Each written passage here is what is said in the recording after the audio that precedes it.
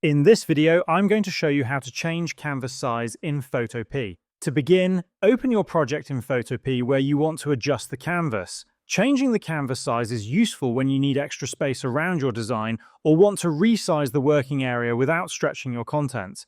To change the canvas size, go to the top left corner of your screen and click on the Image menu. From the drop-down list, select the Canvas Size option. You can also use the keyboard shortcut to open the same window more quickly.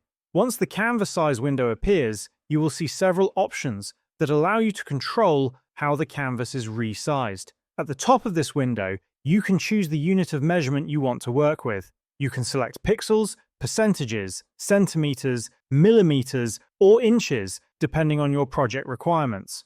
After choosing the unit, you can manually enter new values for the width and height of the canvas. These values can be changed independently, allowing you to expand or reduce the canvas in one direction if needed. Another important option here is the anchor setting. When the anchor is placed in the center, the canvas will increase or decrease evenly from all sides.